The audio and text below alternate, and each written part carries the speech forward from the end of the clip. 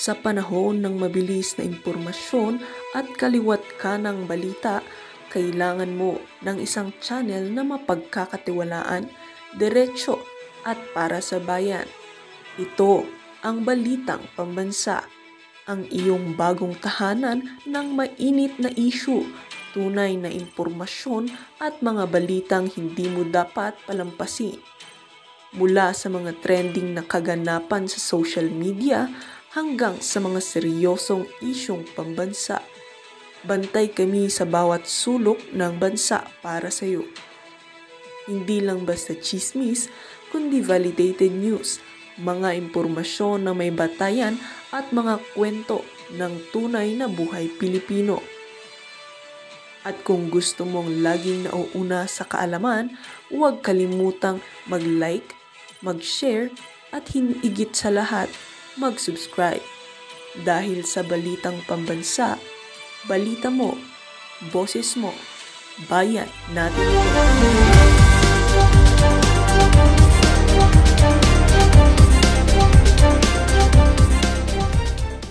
Nako, yan na yung ayan na yung mukhang pera, sabi siguro nila, no. Ito, mga kababayan, pagbubukas ng budget deliberation sa watchdog isinusulong ni Romualdez. Teka.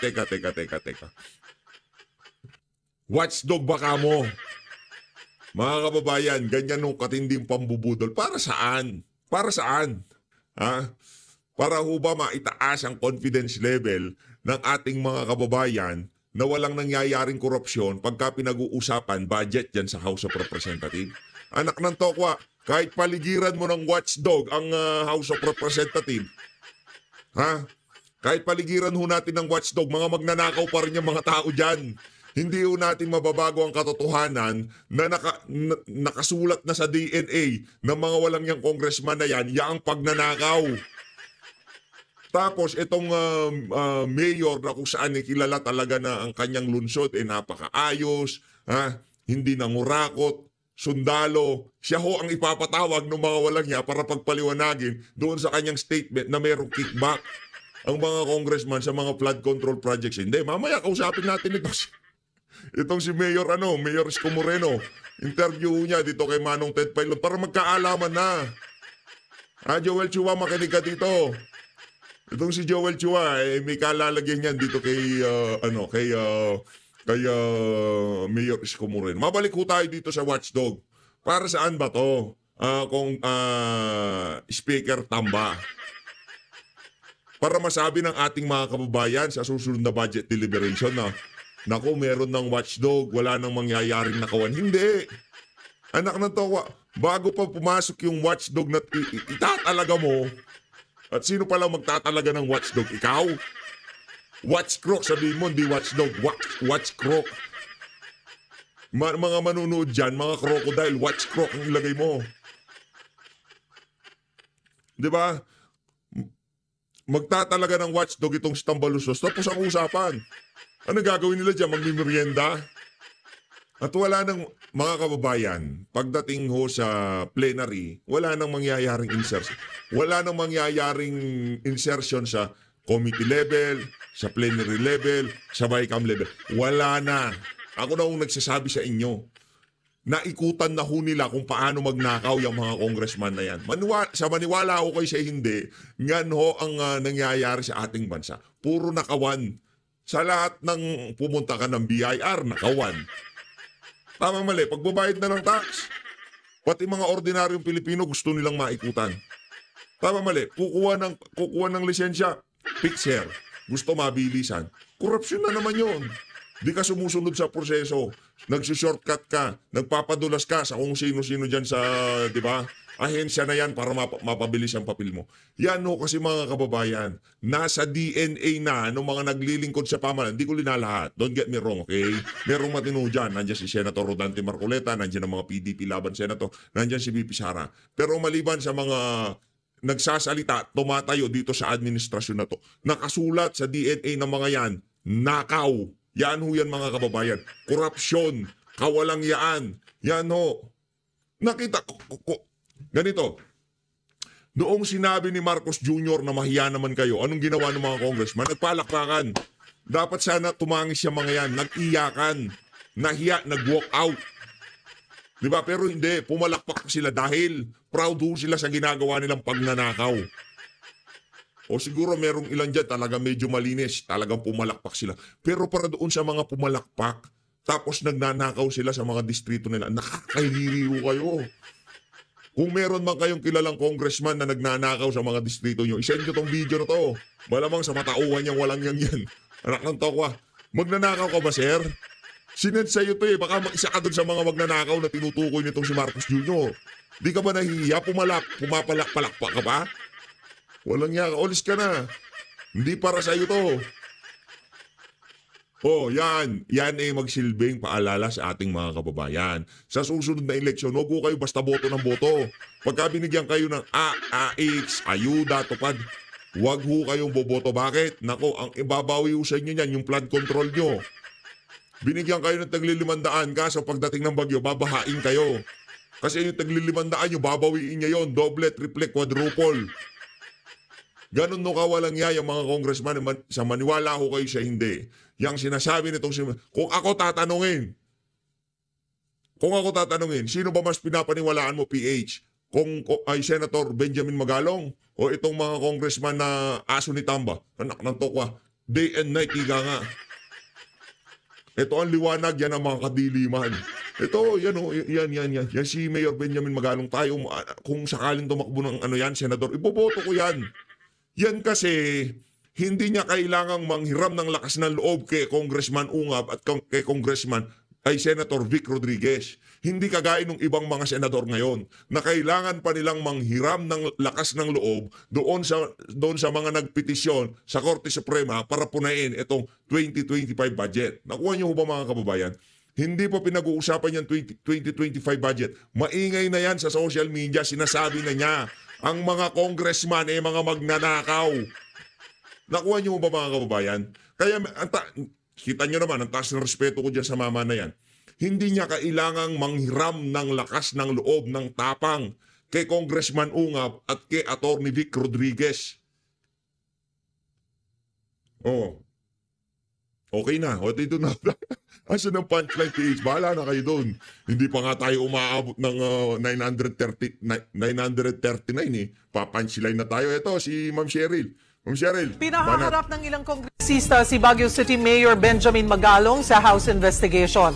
Kasunod ito ng kanyang mga aligasyon hinggil sa umano'y kickback ng mga mambabatas sa flood control projects ng pamahalaan. Yan at iba. Ang kakapal ng mukha, no? Ipapatawag dahil dun sa sinabi niyang kickbacks. Anak ng tokwa, kung walang kickbacks, bakit ang lala ng baha? Ito pa sa pagbabalita ni Gio Robles. Sa mga nakikipagsabwatan upang kunin ang pondo ng bayan at nakawin ang kinabukasan ng ating mga mamamayan. Mahiya naman kayo sa inyong kapwa Pilipino. Yung mga nagpalakpakan, yung mga magnanakaw. Mahiya naman, anak ng tokwa. Sino pang magnanakaw, anak ng tokwa? Yung mga kontraktor hindi pwede eh. Babatukan sila ni Congressman. Ikaw ako na gano'n dyan eh. Kamag-anak ko yan eh. Kakapal ng muka. Di ba? Nung una ko narinig, ano sabi ko natin? Makiri. Minamakho nila yung tipong magnanakaw kami pero papalakpakan ka namin. Ganon kami kadidedi lang kaisipan. Di ba? Ganon to eh. Ang pagnanakaw, hindi ho yan, hindi yung makalangit na kaisipan. Yan ho maka-impyernong kaisipan. Pagnanakaw eh. Magnanakaw ka eh. Ang ninanakaw mo dito, yung kabuhayan ng sambayan ng Pilipino. Yung dapat sana pumapasok sa trabaho itong mama na to, hindi siya makapasok dahil sa baha na idinulot ng pagnanakaw mo sa flood control. Kung sino yung mga maiingay na nagtatanggol kay Martin Romualdez, mag-isip-isip po kayo kung bakit nila pinagtatanggol yan. Pinagtatanggol ba nila si Martin Romualdez para mapag-usapan ng flood control? Pinagtatanggol ba nila si Martin Romualdez para talagang maimbestigahan itong flood control na to? Isip-isip po kayo, kilala nyo kung sino yung mga pumoprotekta yung mga frontliner nitong si Tamba. Ito ang banat ni Pangulong Bongbong Marcos sa kanyang sona sa mga tiwaling opisyal na ginagatasan umano ang flood control projects ng pamahalaan sa panayam sa programang Story Anak ng tokwa, meron pala dito si Mayor Benje. Kaya ko ng One News. Idinetalye ni Baguio City Mayor Benjamin Magalong na 35 hanggang 40% umano ang kickback ng mga mambabatas sa mga proyekto ng gobyerno. Nagsisimula raw ito sa sabuatan ng kongresista at ng district o regional engineer ng DPWH na pumipili sa proyekto. Ang paborito nila, especially yung mga nakalubog flood control project, dahil yung mga sheet piles, yung mga nilalagay sa ilalim, basta o yung mga tatanggalin na mga silt, talagang nakalubog lahat yan. So, yan, pwede nilang paglaruan. paborito rin daw yung mga road opening at solar lights project. Sabi niya pa, kung susumahin, nasa 30% na lang ng kabuuang pondo ang napupunta sa mismong proyekto kapag nakaltas ng mga kickback at mga buwis. It's structural. Structural. It's an highly organized crime. Sindikato Tingin niya pa, yung mga sindikato, talagang, yan, para dito yan. Talagang di ba yung mga sindikato may sistema yan kung paano paanda rin ang kanilang mga paggawa ng krimen. Ganon na ganon, nangyayari dyan sa House of Representatives. Very, very, very systematic ang pagnanakaw nila. Diba? Napaka-systematic eh. Yung tipong, ganito yan, pondo, isingit natin yan. Project yan, project. Ako na bahala sa sa district engineer, kamag-anak ko, contractor, hardware supply naman yung isang kamag-anak ko, tayo na natin yan. Magkano ang tabla? Magkano ang plywood?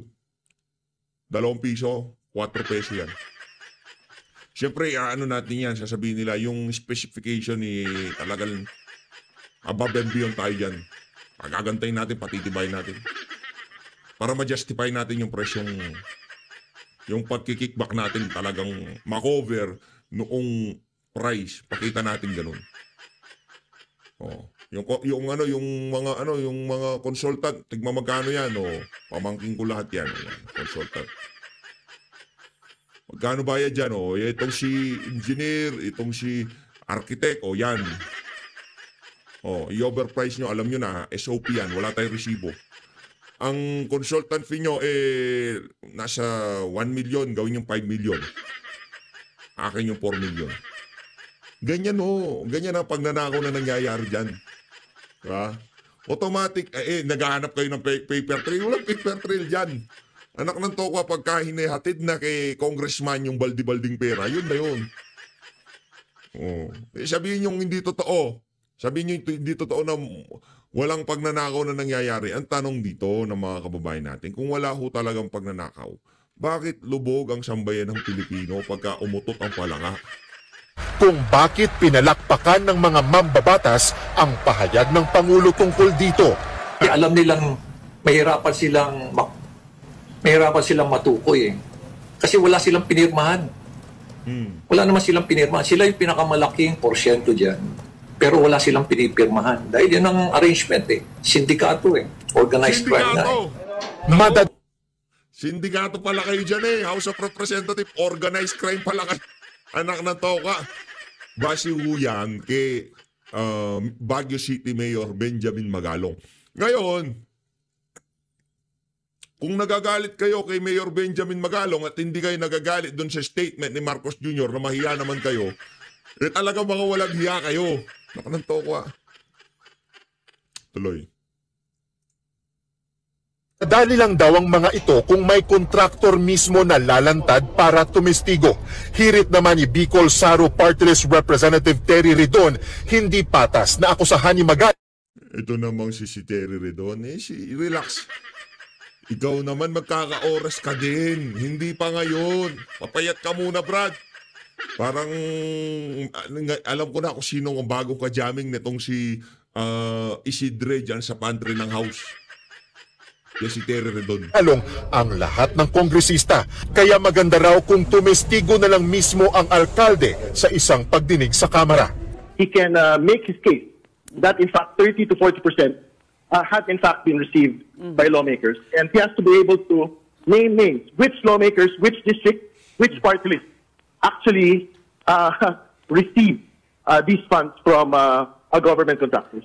Dapat din Terry Redon, tanga ka ba? Sabi na nga, kung ako sa tingin mo, ako congressman, pagka pinangalanan mo itong si, hindi, gusto nilang i-contempt. Alam ko na yung pinaplano nitong si Terry Redon. Kukunin talaga niya yung kakups nitong si Paduano. Yung minana niyang distrito, yung minana niyang komite, yung karakas nung humahawak dun sa previous chairperson, yun din ang gagawin niya. Yung pinaka-coops na ko. daw may matutuhan na sa lumitaw noong PDAF. Relax lang ho kayo. Sa mga susunod na araw, makikilala nyo kung bakit galit na galit yang si Terry Redon sa mga Duterte. Makikilala nyo rin. Malamang yung iba sa atin dito kilala na. Pero papaulit-ulit natin kung sino nga ba. Kung merong karapali luwalhati na membro ng Alex Bungkayaw Brigade, naging may previous ng Alex Bungkayaw Brigade, meron naman ho tayo ditong galit na galit sa mga Duterte na merong pinaghuhugutan ng galit. Scam.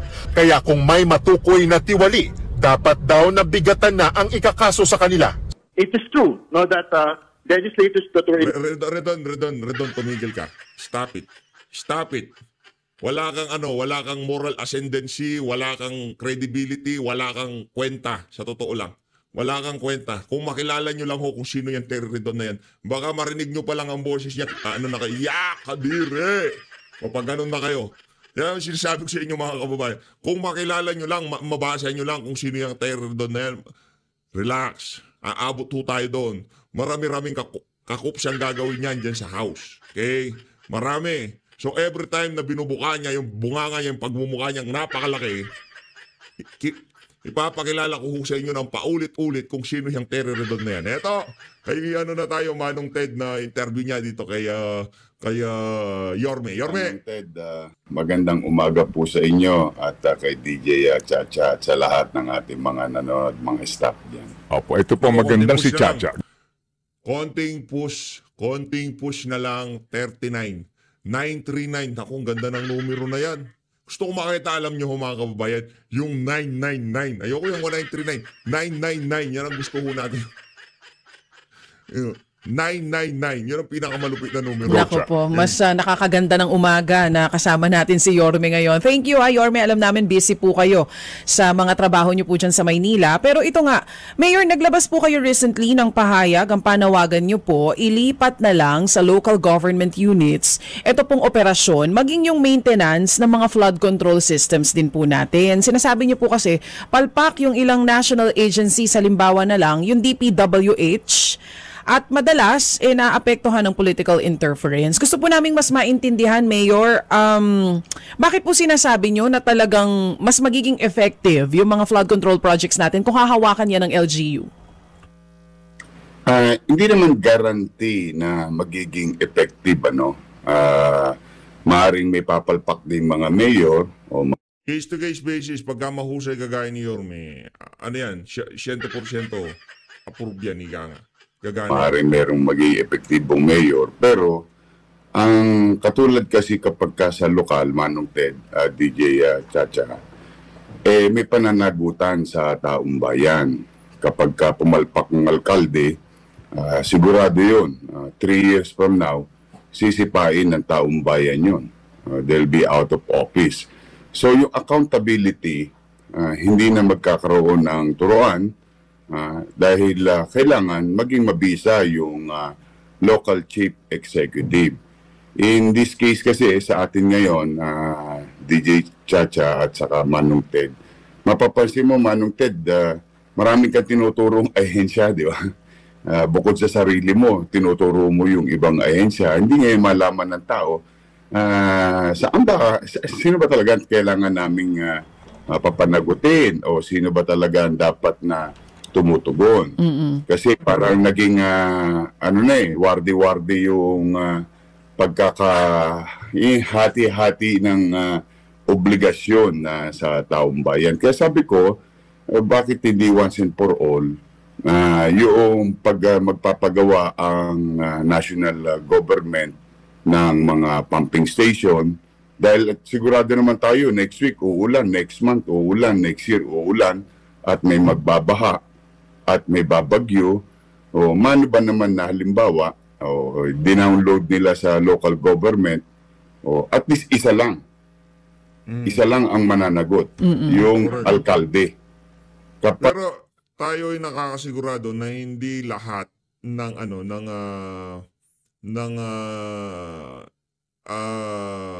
local chief executive magiging effective diyan sa sinasabi na yan. Pagka mahusay, halimbawa itong si Yorme, siguro si Vico Soto, yan si Mayor Benjamin Magalong, magagawa nila na maayos. Pero pagka yung iba, yung tipong naging mayor yan dahil lamang mabait o popular, kilala siya, magaling sa pamilya diyan sa lugar nila, pero wala naman talagang binatbat, malamang sa malamang, tuloy-tuloy pa rin ang pagnanakaw. Doon sa mga siguro mahuhusay na local chief executive, okay yan, walang problema. Pagka ang pumping station na pinagawa under his watch, under his leadership, ay hindi gumagana, hindi tumatakbo. Let's just say, for example, Manong Ted, DJ Chacha, yung Sunog Apog, 7 taon na na ginagawa. Hindi nga malaman sino ba talaga ang dapat na papanagutin sa taong bayan. Kasi nangyayari, ang maituturo dyan, maring ahensya ng gobyerno. O baka naman, Manong Ted, DJ Chacha, may mga politikong nakikialam sa proyekto ng mga ganito na wala naman direct or executive power. Like for example, maintenance, regular na pagkukumpuni. Those are the things. Kaya sinasuggest ko lang naman. Hindi na ibig sabihin na susundin nila. Pero ako, at least yung taong bayan, may singilin. Kumbaga isang... Pag mo ngayon, ikaw DJ Chacha, taga-Tondo ka. Halimbawa, bumahado sa Yangko, sa Moriones. Pwede mo ba sabi, Chairman, napakawalang niya mo naman. Bakit nagkaganito tong ating barangay? Hindi. Bakit? Hindi ka rin sigurado si Chairman ba talaga may kasalanan? O si Konsehal? O si Mayor? Nalilito tuloy ang tao. Saka, yes. Nalilito po ang tao. So, ang rason kung bakit nyo nga po ito iminumungkahi, sabi nyo nga po, suggestion lang naman, depende sa kanila kung susundin nila. Kasi ang gusto nyo, pag naghanap ang tao, sino ang dapat sisihin, yung responsibilidad na kay Mayor. Parang ganon. Parang sa ganoon, mapapanatag ang tao. And then they can choose their leaders effectively, yung effective leaders. Pagka talagang talipandas yung leader, di papalitan ng utaw yun. Ngayon, wala mapapalitan ng tao. Well, in fact, I'm very happy when the President mentioned in the SONA, yung the last part, talagang medyo nakita ko yung frustration ni Presidente at saka yung gigil niya na once and for all matuldukan na itong mga pakikialam ng mga politiko sa flood control project. Pagka po ba nilipat sa pangangalaga ng LGU o kaya yung flood control projects kina Mayor, mawawala na po ba yung sinasabi nyong pakikialam or political interference? Ay, siyempre po, dahil yung executive power, and as a mayor naman po yan, yung mga, halimbawa, let's just say, maaaring may ilan na congressman na pinagagawa ng presidente. Remember, the president mentioned in the last SONA last year na gagawin yung flood control. Maaring totoo na siya. Pinadala niya ang pera o salapi ng taong bayan sa isang ahensya ng gobyerno. Yung ahensya naman ng gobyerno, pagagawa base sa pag-aaral niya, base sa kinakailangan ng pamayanan, na kailangan gawa ng flood control. Sasabihin ng congressman na yun, ay teka, ano yan? Ba't nyo pinagagawa yan? Sa distrito ko yan, ba't hindi kayo dumadaan sa akin? Ayun na, doon na magkakaleche-leche yun. So, dahil minsan mas matalino pa yung congressman kaysa doon sa ininyero. Nako, mas matalino. yari tayo dyan, Joel Chua. Mas matalino pa daw yung congressman sa engineer. Kung hindi ka ba naman matalino, itatayo mo yung fourth floor na barangay hall sa bangketa. Nuknukan ka ng katalinuhan pagka ginawa mo yon, di ba, Mayor Risco? Walang ya talaga itong Pa si congressman sa ininyero, ha? Pero sige, Mayor, sabi niyo po kanina masaya kayo dun sa sinabi ng Pangulo sa nakaraang SONA. Gusto niya nga po ng accountability dito sa sinasabi niya na mga posibleng nagbubulsa nitong mga infra projects natin. Pero baka naman po kasi pag nilipat sa LGU, yun po bang korupsyon mawawala o malilipat lang din po sa LGU? Hindi pwede. Posible pa rin yun, no? Pwede. Na may mga Hindi pwedeng walang korupsyon na mangyari. Pero alam natin kung sino ipipinpoint natin. Alam natin kung sino lilitsyonin natin. Di ba? Meron at meron korupsyon. Meron at meron bigayan. Nasa DNA na nga ng mga politiko yung pagnanakaw. Hindi ko alam dito kay Mayor Isko. Sa tingin ko naman, okay naman tong si Mayor Isko. Di ba? Hindi naman niya ibabalik ng mga kita nyo naman kung paano magtrabaho, mama. Pagpasok sa eksena, talaga lininis niya ang buong Maynila. Pero dahil nga sa pagnanakaw ng mga congressman sa Maynila, dumuminan naman ang Maynila. Dahil sa bahang yan, di ba? Pero kudos dito kay Mayor Isko. Isa sa mga mayor ngayong mga panahon na to na talagang kung sakaling tumakbo ng senador, paano kawawa naman ng lusod ng Maynila pagka umalis dyan si Mayor Isko? Kawawa naman ng Baguio City pagka umalis doon si Mayor Benjamin Magalong. Kaya dyan na lang muna kayo. Hanap tayo ng mga congressman at senador na lang. katalipandas din na local chief executive. Di ba? Pero kasi, ang kaibahan kasi nun, pwede kagad sipain ng taong bayan. Correct. May direct na pananagutan. Tingnan niyo po ngayon. Halimbawa po, no? Let's just say, nagbaha ngayon. Let's just say, nagbaha. Bukas may halalan. No? Makapaniningil kagad ang taong bayan. Doon sa leader na makati ang kamay. O kaya hindi ginampanan ng kanyang tungkulin. Then I'll put now the same situation, may baha ngayon, bukas halalan, the same scenario, pero nandoon pa rin sa mga ahensya ng gobyerno. Walang magagawa ang taong bayan kasi politicians can make excuses. Hindi akin yan. Okay, Kita mo, hindi mo napansin yung isang congressman, Manong Ted, nung in-interview, sabi niya, wala akong alam dyan. DPWH yan eh. Kawawan DPWH, siya naman ang nasisi. Pero sa totoong tama yung sinabi ni Presidente, huwag na tayo magbulahan. Alam naman namin na nakikialam kayo dyan. So ito ilatag natin to sa Joel Chua! Itong chihuahua na to. Di ba? Wala daw siyang alam dyan. konteksto ni Mayor, no?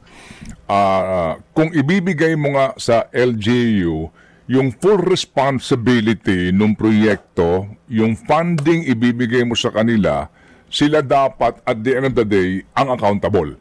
So kapag despite the funding, sa mga proyekto nagbabaha, aakuin dapat ng mayor yung responsibility dito at mangangatwiran siya kung bakit, no? Kasi kung sa congressman, maaring sa panahon ng kampanya sabihin na ako naghanap ng pera para dyan, pero kapag nagbaha na, ay wala akong kinalaman dyan kasi DPWH ang implementing agency. Ganun po, Mayor? Opo, maaaring ang para mawala ang duda naman sa korupsyon sa halimbawa sa mga alkalde, tama naman yung isang punto ni DJ Chacha na di gawin ninyo, implement nyo, tumatakbo na. Kami na mag-maintain. Sa amin na yung maintenance at poder ng pangangalaga noong It's either that way, no? Or ibigay nila yung full responsibility. Yes. Ngayon kasi, tama po kayo, Manong Ted. Ako nakita ko isang interview. Awang-awa ko sa DPWH kasi nung bandang huli, beriin mo, 4 na bagong deep pumping station sa Maynila. Ang tagal na.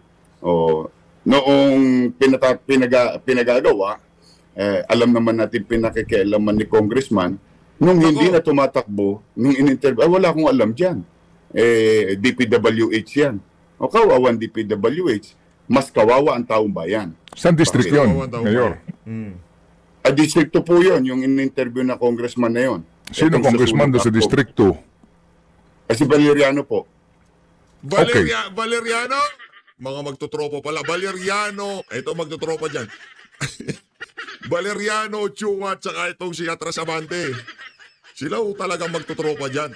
Sila ho magkakachokarat dyan sa Luzon.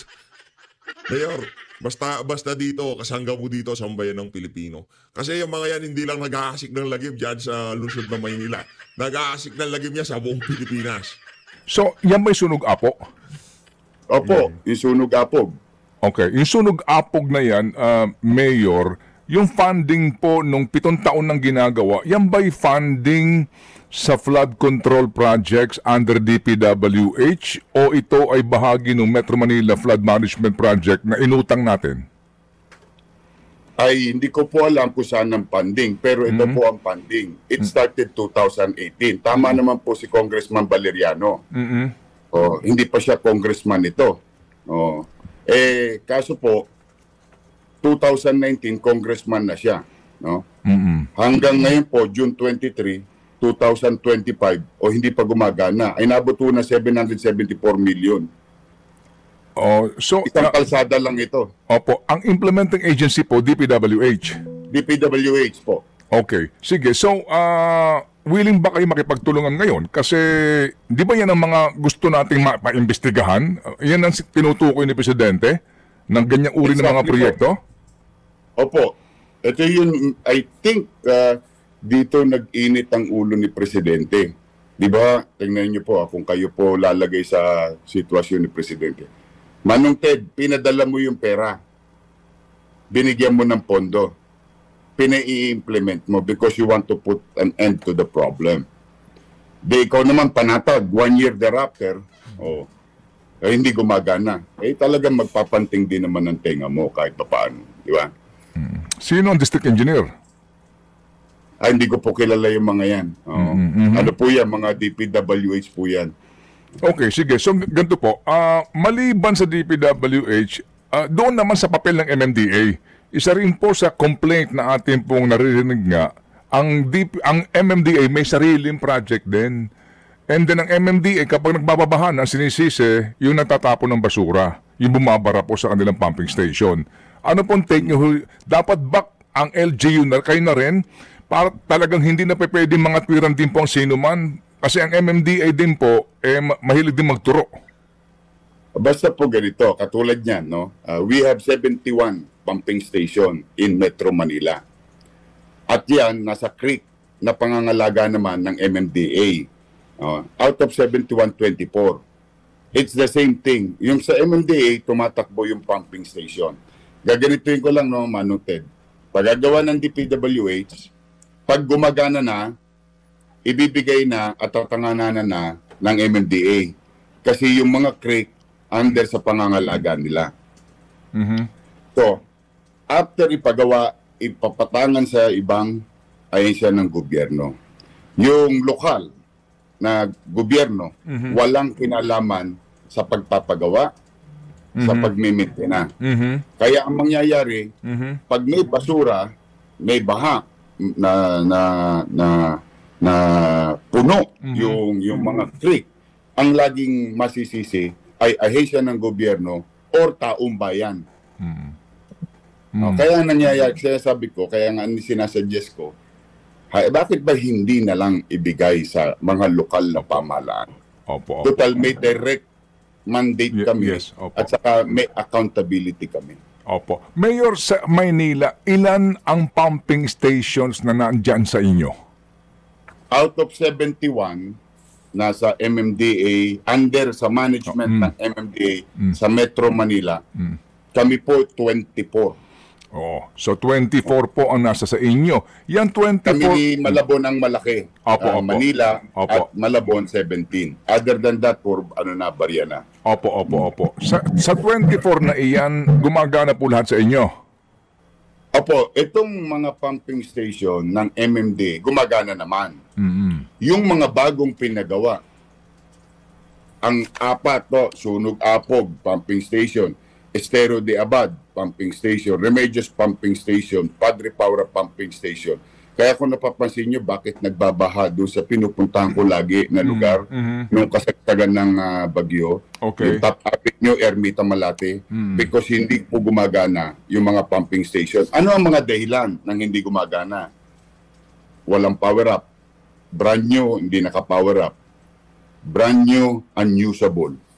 Brand new, defective. O, ano yung defective? Gumawa ng bahagi ng katawan ng pasilidad, nung nilagay yung makina, ayun, hindi magkasya-kasya. Opo, hindi match. Ayun, hindi Opo. match. Opo. Oo. Mayor, kasama yata yan, basahin, bigyan namin kayo ng kopya nung Metro Manila Flood Management Project Phase 1 report ng World Bank, no?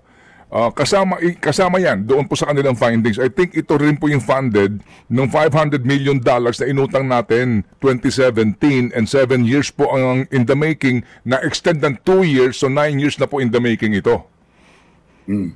Opo, Yan po yan. Yan po yan. Opo, sinasabi nga na ilan po sa mga findings nga ng auditors ay gumawa ka ng isang pumping station, pero yung kinakabit mo na yung makina, hindi match. Hindi siya Tama po. Opo, ito po yun.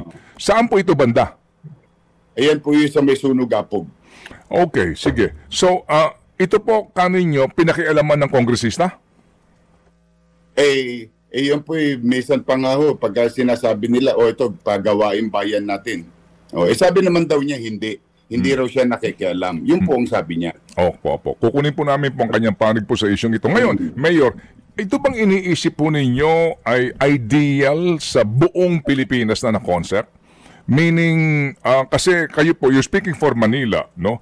Ito ho ba effective kaninyo sa buong Pilipinas na kaya? Na baka ho naman pakinggan kayo ni Presidente at makanya pong maipanukala sa ating mga kagalang-galang at pinagpipitagan ng miyembro ng Kongreso? Hindi ko po masisigurado sa inyo kung effective. Pero isa lang po sigurado ako, may mananagot sa taong bayan. Correct. Na mga politiko. Yun yung point ko. At sigurado naman ako, whoever knows their geography, whoever knows their constituency, whoever knows their people, it's the local government chief executive.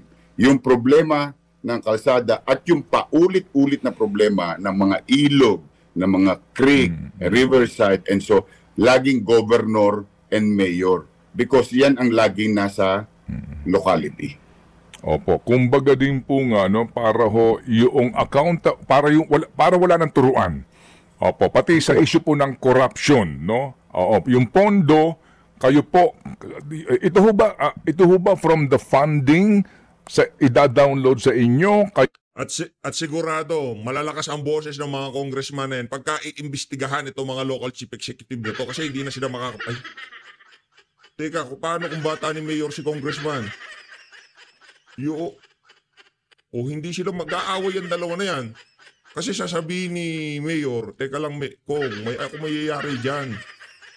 Hindi natin pwedeng gawin yan. Doon na magkakaproblema. Malaking gulo to. Paano pagkabataan ni congressman si Mayor, yung kamag-anak ni congressman, siya pa rin ang hahawak sa project. Ngayon, bandang huli, masusunog itong si Mayor, si congressman, nakapagnakaw pa rin. Kayo magpapabid, kayo ang magbabantay hanggang sa matapos para wala na pong usapin pa ng sino mang sisisihin kundi yung Mayor. Pwede. Kung wala naman silang tiwala sa mga mayor, baka katulad din kami ng mga ilang congressman, no, na talipandas. O di gawin nila, yung pondo nasa kanila, ipagawa nila. Tapos ibigay sa amin ng maintenance and operation. Kasi Manong Ted, para everybody happy. Joke lang po. Hindi. Yung sa amin kasi minsan, halimbawa, walang utaw yung pumping station. Yung mga joke na gano'n kalahati, Nowhere to be found yung kanilang tao. How can you operate that in the midst of, what do you call this, aberya? Pero, preferably, para isa na lang ang ihohoyo, isa na lang ang mananagot, isa na lang ang pupukutan ng ulo ng taong bayan, let the local chief executive manage, operate, and build it. Opo, kasi nga mahirap din kung pauubaya sa inyo, Mayor. Kasi si Mayor, makakatwiran din. Substandard yung pinagawa eh. Ang dami mong katwiran kapag pinaubaya na lang sa'yo. Di ba? Hindi, mas maganda yung ikaw magpapagawa, ikaw magpapatayo, ikaw lahat magbibid. Ikaw na lahat. Para yung sole responsibility Nasa kay iyo lang. Yorme. Di ba? Oo. Para gumulong ang ulo mo sa taong bayan kapag kapalpak yung pinagawa mo. Can you imagine one pumping station would take about, 2018, 2025? So 7 years, hindi pa gawa? Magkano yung cost? 800 million? 774 million. Baka kulang pa yung pera. Hindi ko po alam, hindi po ako ininyero eh. Isang pumping station lang yan? Yung sunog apog lang po yan? Ayan po yung nakalagay rito sa data. Oo. Baka kulang pa sa pondo, Mayor. Kaya hindi matapos-tapos. Pwede alisin na natin ng mali siya sa ating isipan. Kung kulang sa pondo, di sana dagdagan na nila para matapos na, para magamit ng taong bayan. Kaya you could imagine na Manong Ted, parang dagat-dagatan yung sunog apog nung nakaraang pag-uulan. Bagyo o last week, pag-ulan. Opo, sige. Okay, marami po dito ang may reaksyon nga dito sa inyong panukala, no? Ang iba po nagsasabi nga, oo nga naman. Opo, para ho yung accountability, isa lang. And then sabi naman ng iba, paano si Eddie? And sino si Eddie? Eddie kami. Eddie sila. Tama naman yan, no? We must put doubt on every suggestion. Maganda naman yan, no?